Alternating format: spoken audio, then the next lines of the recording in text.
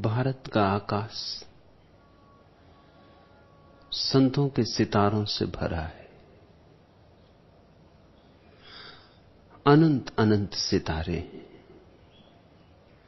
यद्यपि ज्योति सबकी एक है। संत रैदास उन सब सितारों में ध्रुव तारा है। इसलिए कि शूद्र के घर में पैदा होकर भी काशी के पंडितों को भी मजबूर कर दिया स्वीकार करने को। महावीर का उल्लेख नहीं किया ब्राह्मणों ने अपने शास्त्रों में। बुद्ध की जड़ें काट डाली, बुद्ध के विचार को उखाड़ फेंका। लेकिन रैदास में कुछ बात है कि रैदास को नहीं उखाड़ सके और रैदास को स्वीकार भी करना पड़ा।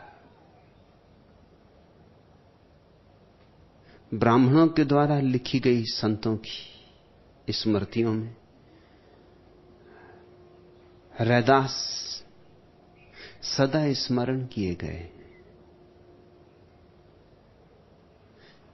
चमार के घर में पैदा होकर भी ब्राह्मणों ने स्वीकार किया, वह भी काशी के ब्राह्मणों ने। बात कुछ अनेरी है, अनूठी है। महावीर को स्वीकार करने में अड़चन है, बुद्ध को स्वीकार करने में अड़चन है। दोनों राजपुत्र थे जिन्हें स्वीकार करना ज्यादा आसान होता। दोनों श्रेष्ठ वर्ण के थे, दोनों क्षत्रिय थे, लेकिन उन्हें अस्वीकार करना मुश्किल पड़ा। रैदास में कुछ रस है, कुछ सुगंध है जो मदहोश कर दे। रैदास से बहती है कोई शराब कि जिसने पी वही डोला। और रैदास अड्डा जमा कर बैठ गए थे काशी में, जहां की सबसे कम संभावना है, जहां का पंडित पाषाण हो चुका है। सदियों का पांडित्य व्यक्तियों के हृदयों को मार डालता है, उनकी आत्मा को जड़ कर देता है। रैदास वहां खिले फूले। रैदास ने वहां हजारों भक्तों को इकट्ठा कर लिया, और छोटे मोटे भक्त ने मीरा जैसी अनुभूति को उपलब्ध महिला ने भी रैदास को गुरु माना। मीरा ने कहा है, गुरु मिल्या रैदास जी, कि मुझे गुरु मिल गए रैदास में। भटकती फिरती थी, बहुतों में तलाशा था, लेकिन रैदास को देखा कि झुक गई। चमार के सामने राजरानी झुके तो बात कुछ रही होगी, ये कमल कुछ अनूठा रहा होगा। बिना झुके न रहा जा सका होगा। रैदास कबीर के गुरु भाई, रैदास और कबीर दोनों एक ही संत रामानंद के शिष्य हैं। रामानंद गंगोत्री जिनसे कबीर और रैदास की धाराएं बही। रैदास के गुरु हैं रामानंद जैसे अद्भुत व्यक्ति, और रैदास की शिष्या है मीरा जैसी अद्भुत नारी, इन दोनों के बीच में रैदास की चमक अनूठी है। रामानंद को लोग भूल ही गए होते अगर रैदास और कबीर न होते। रैदास और कबीर के कारण रामानंद याद किए जाते हैं। जैसे फल से वृक्ष पहचाने जाते, वैसे शिष्यों से गुरु पहचाने जाते। रैदास का अगर एक भी वचन न बचता और सिर्फ मीरा का यह कथन बचता, गुरु मिल गया रैदास जी, तो काफी था। क्योंकि जिसको मीरा गुरु कहे वो कुछ ऐसे वैसे को गुरु न कह देगी। जब परमात्मा बिल्कुल साकार न हुआ हो तब तक मीरा किसी को गुरु न कह देगी। कबीर को भी मीरा ने गुरु नहीं कहा है, रैदास को गुरु कहा। इसलिए रैदास को मैं कहता हूं वो भारत के संतों से भरे आकाश में ध्रुव तारा है। उनके वचनों को समझने की कोशिश करना। रैदास इसलिए भी स्मरणीय है कि रैदास ने वही कहा है जो बुद्ध ने कहा है, लेकिन बुद्ध की भाषा ज्ञानी की भाषा है, रैदास की भाषा भक्त की भाषा है, प्रेम की भाषा है। शायद इसीलिए बुद्ध को तो उखाड़ा जा सका, रैदास को नहीं उखाड़ा जा सका। जिसकी जड़ों को प्रेम से सींचा गया हो उसे उखाड़ना असंभव है। बुद्ध के साथ तर्क किया जा सका, बुद्ध के साथ विवाद किया जा सका। रैदास के साथ तर्क नहीं हो सकता, विवाद नहीं हो सकता। रैदास को तो देखोगे तो या तो दिखाई पड़ेगा तो झुक जाओगे, नहीं दिखाई पड़ेगा तो लौट जाओगे। प्रेम के सामने झुकने के सिवाय और कोई उपाय नहीं, क्योंकि प्रेम परमात्मा का प्रगटीकरण है, अवतरण है। बुद्ध की भाषा बहुत मंजी हुई है, राजपुत्र की भाषा है। शब्द नपे तुल्य, शायद कभी कोई मनुष्य इतने नपे तुल्य शब्दों में नहीं बोला जैसा बुद्ध बोले। लेकिन बुद्ध को भी तर्क का तूफान सहना पड़ा और बुद्ध की भी जड़ें उखड़ गईं। भारत से बुद्ध धर्म विलीन हो गया।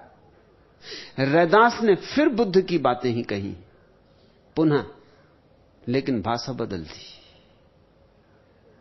नया रंग डाला। पात्र वही था, बात वही थी, शराब वही थी, नई बोतल थी,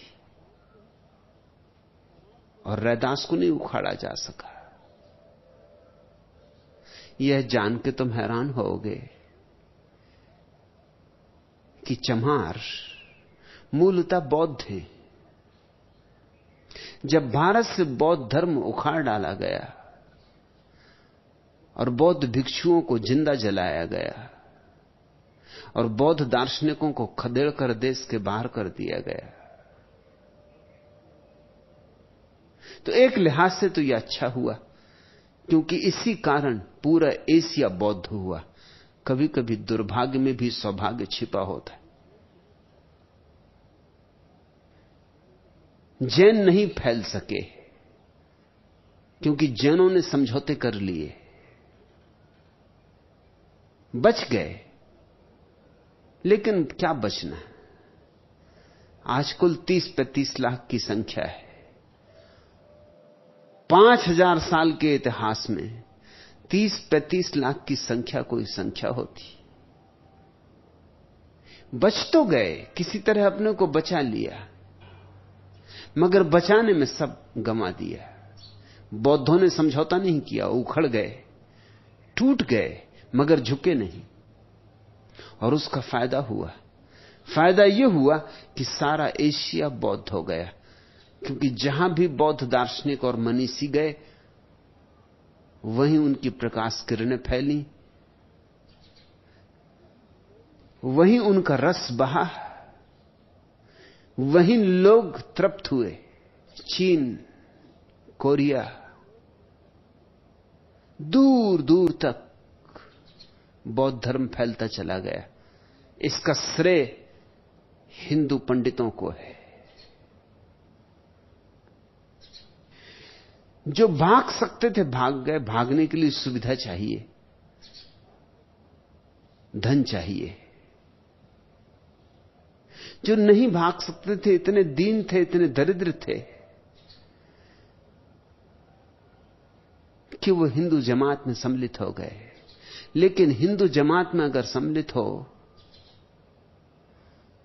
तो सिर्फ शूद्रों में ही सम्मिलित हो सकते हो। ब्राह्मण तो जन्म से ब्राह्मण होता है, और क्षत्रिय भी जन्म से क्षत्रिय होता है, और वैसे भी सिर्फ अगर किसी को हिंदू धर्म में सम्मिलित होना है तो एक ही जगह रह जाती, शूद्र, अछूत। वो असल में हिंदू धर्म के बाहर ही है, मंदिर के बाहर ही है। हो जाओ शूद्र अगर बचना है तो जो बौद्ध बच गए और नहीं भाग सके और मजबूरी में सम्मिलित होना पड़ा हिंदू धर्म में, वे ही बौद्ध चमहार हैं। वे ही बौद्ध चमहार हो गए। और क्यों चमहार हो गए? एक कारण कभी किसी ने सोचा भी ना होगा बुद्ध के समय में कि यह कारण इतना बड़ा परिणाम लाएगा। जिंदगी बड़ी रहस्यपूर्ण है। महावीर ने कहा है मांसाहार हिंसा है, पाप है, और ठीक कहा है। दूसरे को दुख देना, हत्या करना भोजन के लिए, इससे बड़ा पाप और क्या होगा? और फिर यह बात कहां रुकेगी? अगर पशु पक्षियों को खाओगे तो मनुष्य को खाने में क्या हर्ज है? कल अखबार में मैंने देखा मध्य अफ्रीका का सम्राट बोकासो पदच्युत हो गया है, बगावत हो गई है। उसके घर, उसके चौके में, उसके फ्रीज में आदमी का मांस पाया गया। फिर बातें रुकती नहीं। जब पशु का मांस खा सकते हो तो आदमी का मांस खाने में क्या हर्ज है? और आदमी का मांस स्वभावतः सबसे ज्यादा स्वादिष्ट है और सुपाच्य है। मेल भी तुमसे उसका बहुत खाएगा, और छोटे छोटे बच्चों का मांस तो बहुत स्वादिष्ट है। बात कहां रुकेगी? फिर आदमी अगर मांसाहारी है तो उसका अंतिम तार्किक निष्कर्ष होगा कि वो आदमखोर हो जाएगा।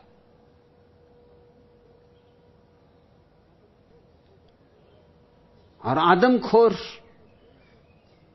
हो जाने से बड़ा पतन नहीं, क्योंकि इस दुनिया में कोई पशु अपने जाति के पशुओं को नहीं खाता। कुत्ता कुत्ते का मांस नहीं खाएगा, कुत्ता कुत्ते को मार भी नहीं डालता, सिंह भी सिंह को नहीं मारता है और उसका मांस नहीं खाता है। सिर्फ आदमी गिरे तो इतना गिर सकता है, उठे तो इतना उठ सकता है। आदमी एक सीढ़ी है जिसका एक छोर नरक में लगा है, दूसरा छोर स्वर्ग में। महावीर ने कहा था मांसाहार पाप है, और ठीक कहा था। लेकिन बुद्ध हमेशा चीजों को बहुत तौल के कहते थे। इस संबंध में भी उन्होंने तौल के वक्तव्य दिया। उन्होंने कहा मांसाहार पाप है, लेकिन अगर कोई जानवर मर ही गया हो तो उसके मांसाहार में क्या पाप हो सकता है? यह तार्किक दृष्टि से बात बिल्कुल सही है। मारने में पाप है, किसी को मार के मत खाओ, लेकिन अपने आप मर गया कोई पशु, उसके मांस के खाने में क्या हर्ज है? तुम मार तो नहीं रहे, तुम हिंसा तो नहीं कर रहे, तुम हत्या तो नहीं कर रहे। यह बात तर्कयुक्त तो है, लेकिन तर्क से कहीं जीवन चला है। आज सारे बौद्ध देशों में हर होटल पर यह तख्ती लगी होती कि यहां मरे हुए मांस को ही बेचा जाता, केवल मरे हुए पशुओं का मांस ही बेचा जाता। करोड़ों करोड़ों लोगों के लिए रोज रोज इतने पशु मरते कहां हैं? अपने आप। और अगर पशु अपने आप मरते तो इतने इतने बड़े बूचड़खाने कौन चलाता हो, किस लिए चलाता?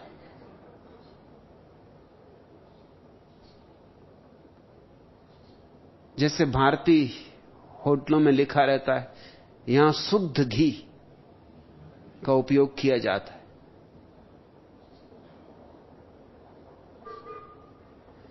ऐसे चीन और जापान में लिखा होता है यहां केवल अपने आप मरे हुए जानवर का मांस ही बिकता है। रास्ता मिल गया। बुद्ध ने तो बड़ी तर्कयुक्त बात कही थी, महावीर से ज्यादा तर्कयुक्त बात कही थी। बात तर्कयुक्त थी, लेकिन महावीर जीवन के जाल से ज्यादा समझते हुए मालूम पड़ते हैं। उनकी बात उतनी तर्कयुक्त नहीं है, लेकिन वो जानते हैं आदमी को सुविधा दो तो उस सुविधा में से और सुविधाएं निकाल लेगा। अच्छा है दरवाजा बिल्कुल बंद कर दो। बुद्ध ने दरवाजा खुला रखा। बुद्ध सोचते हैं जितनी बुद्धि से मैं जीता हूं उतनी ही बुद्धि से लोग भी जिएंगे। यह अपेक्षा मत करो, यह अपेक्षा गलत है। चमार भारत में अकेली जाति है जो मरे हुए जानवर का मांस खाती, और यही प्रमाण है उनका कि वे बौद्ध थे कभी। और दूसरे प्रमाण भी हैं, लेकिन यह बहुत बड़ा प्रमाण है कि वो बौद्ध थे, क्योंकि भारत में कोई दूसरी जाति मरे हुए जानवर का मांस नहीं खाती। इसी आधार पर डॉक्टर अंबेडकर ने यह निर्णय किया कि चमारों को कम से कम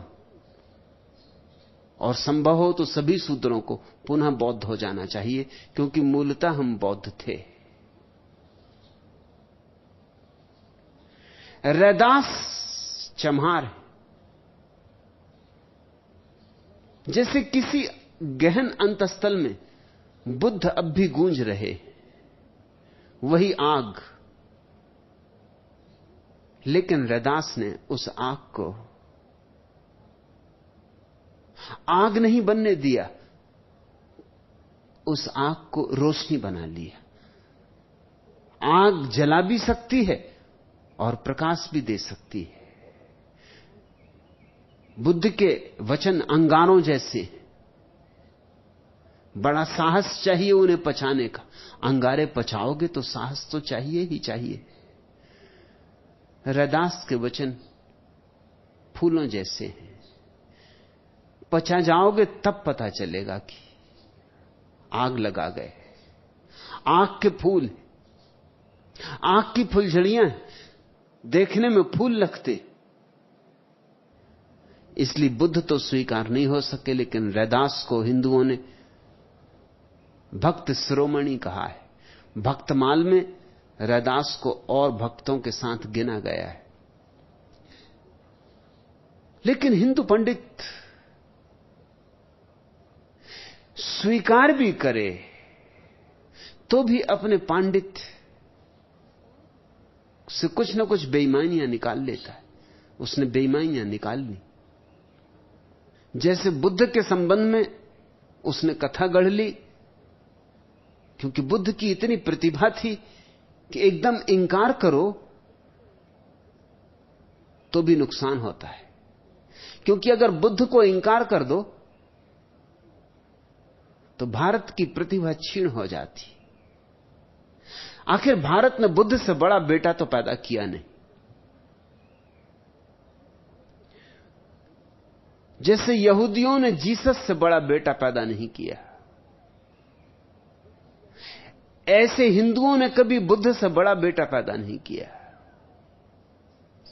बुद्ध को इंकार करना, पूरी तरह इंकार करना, तो अपने ही पैरों पर कुल्हाड़ी मार लेने जैसा है। आज दुनिया में अगर भारत की कोई प्रतिष्ठा है तो उस प्रतिष्ठा में 50% हाथ तो बुद्ध का है। अगर लोग भारत को याद करते हैं तो बुद्ध के कारण याद करते हैं। अगर सारा एशिया भारत के प्रति सम्मान से देखता है और भारत को तीर्थ मानता है तो बुद्ध के कारण। जैसे सारे मुसलमान मक्का की यात्रा करते हैं, ऐसे सारे बौद्धों के मन में, करोड़ों करोड़ों बौद्धों के मन में एक ही अभिप्सा होती कि कभी बुद्ध गया, कभी भारत की भूमि पर पैर पड़ जाएं।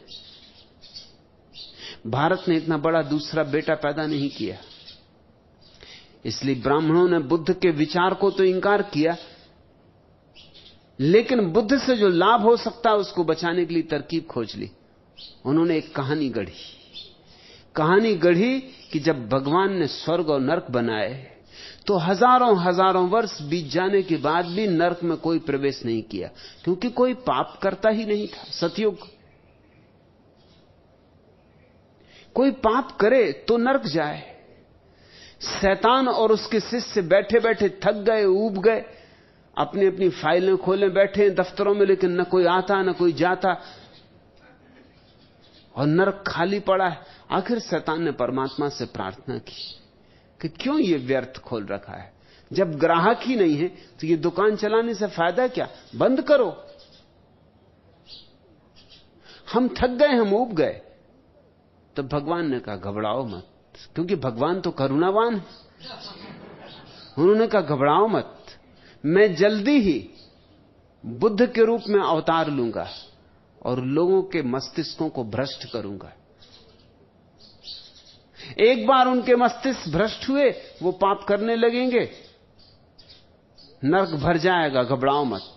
और तब बुद्ध ने शैतान पर करुणा करके बुद्धावतार लिया। इसलिए बुद्ध को हिंदुओं ने 10वां अवतार मान लिया। बुद्ध का अवतार लिया और लोगों के मन को विक्षिप्त किया, गलत सलत बातें समझाई, भ्रांत किया, भटकाया, उलझाया, और लोग धीरे धीरे पाप करने लगे। अब तो हालत यह है कि नरक में भी पहले से बुकिंग करवानी होती। एकदम से आज ही मर जाओ तो तुम यह आशा मत करना कि नरक में जगह मिल जाएगी, बाहर ही पड़े रहोगे महीनों, कतार लगी हुई। ये सब बुद्ध की कृपा। तो देखते हो तुम हिंदू बेईमानी, बुद्ध को इंकार करें तो उन्हें लगा कि ये तो भारी नुकसान हो जाएगा, बिल्कुल इंकार करना। और बुद्ध को इंकार तो करना ही होगा, क्योंकि बुद्ध को इंकार न करें तो पांडित्य कैसे चले, पुरोहित कैसे चले, यज्ञ हवन कैसे चले, ये धोखाधड़ी और ये धंधा जो धर्म के नाम पर चलता है ये कैसे चले। तो दोहरी दिक्कत थी। बुद्ध के विचार तो इंकार करने पड़ेंगे, बुद्ध को स्वीकार कर लो। बड़ी कुशलता से ये काम किया। वही कुशलता उन्होंने फिर रैदास के साथ भी की। रैदास को भक्तमाल में स्वीकार कर लिया, परम भक्त, भक्त शिरोमणि, लेकिन 2 कहानियां गढ़ी। और जैसी कहानी ब्राह्मण गढ़ सकते हैं दुनिया में कोई भी नहीं गढ़ सकता, क्योंकि इतना पुराना अभ्यास है उनका कहानियां गढ़ने का, पुराण लिखने का। अगर यहूदियों को पता होता कि कहानियां गढ़ी जा सकती तो जीसस को सूली न दी होती, सिर्फ एक कहानी गढ़ ली होती। सूली देनी पड़ी क्योंकि कहानी नहीं गढ़ सके। हिंदू कुशल हैं, इन्होंने कभी सूली नहीं दी किसी को, कहानियां गढ़ने में कुशल हैं। जब कहानी से ही काम चल जाए तो कटारें क्यों निकालो, कहानियां ही कटारें बन जाती। रैदास के संबंध में 2 कहानियां गढ़ी। एक कि रैदास अपने पूर्व जन्म में भी रामानंद के शिष्य थे। एक दिन रैदास भिक्षा मांगकर आए, पूर्व जन्म की बात है। जब वो रामानंद के ब्रह्मचारी शिष्य थे, ब्राह्मण थे, भिक्षा मांगकर लाए। रामानंद ने पूजा का थाल सजाया और अपने ठाकुर जी को, भगवान की प्रतिमा को प्रसाद चढ़ाया।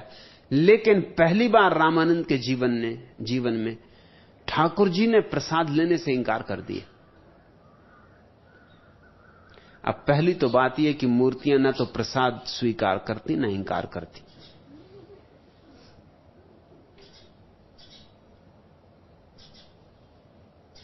तुम जाके किसी भी मूर्ति पे कुछ भी चढ़ा कर देख लो, कोई मूर्ति ना तो प्रसाद लेती है ना स्वीकार करती। मूर्ति मूर्ति है, मुर्दा है। लेकिन कहानी गढ़ी कि ठाकुर जी ने प्रसाद लेने से इंकार कर दिया। रामानंद तो बहुत दुखी हुए, जीवन में ऐसा कभी ना हुआ था।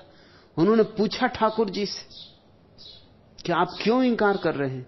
तो उन्होंने कहा कि यह प्रसाद ऐसे घर से लाया गया है, एक ऐसे बनिए के घर से यह ब्रह्मचारी भिक्षा मांग लाया है जिसका सीधा कारोबार एक चम्हार से।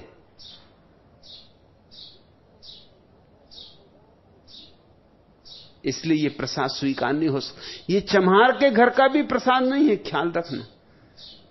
किसी बनिए का कारोबार चम्हार से। अब बनिया तो बेचारा सबको बेचेगा, चम्हार को भी बेचेगा, भंगी को भी बेचेगा, जो भी आएगा उसको बेचेगा। दुकानदार तो दुकान चलाने को है, और वो पूछता थोड़ी बैठा रहेगा कि कौन चम्हार है, कौन भंगी है, कौन क्या है। उसको चीजें बेचनी है। लेकिन तुम देखते हो कि कैसा ब्राह्मणों ने एक जाल इस देश में खड़ा किया। चम्हार तो अछूत है ही, अस्पृश्य है ही। चम्हार के साथ जो सीधा कारोबार करता है वो बनिया भी अछूत हो गया, और वो भी ठाकुर जी के लिए अछूत हो गया। और ठाकुर जी ने ही शूद्र बनाए, और ठाकुर जी ने ही बनिया बनाए, और ठाकुर जी ने ही ब्राह्मण बनाए। सब उन्हीं के खिलौने, क्योंकि वही सृष्टा। अब मजा यह कि ठाकुर जी ने शूद्र बनाया और ठाकुर जी शूद्र नहीं हुए, और बनिए ने केवल शूद्र से व्यापार किया, व्यवसाय किया, कुछ लेन देन होगा, कुछ खरीद फरोख्त की होगी, वो शूद्र हो गया। और ठाकुर जी शूद्र नहीं हुए। अगर इस दुनिया में कोई परम शूद्र है तो भगवान, क्योंकि उसने बनाया शूद्रों को। लेकिन ठाकुर जी ने भोजन इंकार कर दिया। रामानंद तो क्रोध से बबूला हो गए। ये बात भी झूठ है, क्योंकि रामानंद जैसा व्यक्ति जो रैदास और कबीर जैसे व्यक्तियों को अपने चरणों में झुकाने में समर्थ हो सका, वो क्रोधित हो जाए, ये असंभव है। क्रोध तो कहां, बहुत पीछे छूट चुका। ध्यान की ज्योति जगी होगी तभी तो कबीर और रैदास जैसे लोग रामानंद के चरणों में झुके। नहीं तो कबीर का झुकना कुछ आसान, रैदास का झुकना कुछ आसान। वो क्रोधित हो जाए ऐसी छोटी बात पर। और मैं जानता हूं कि अगर रामानंद क्रोधित भी होते तो ठाकुर जी पे होते। उठा के फेंक दिया होता ठाकुर जी को। कम से कम मैं यही करता कि रास्ता लगो, कि बाहर रिक्शे खड़े, रिक्शा पकड़ो और भागो, लौट के यहां मत आना।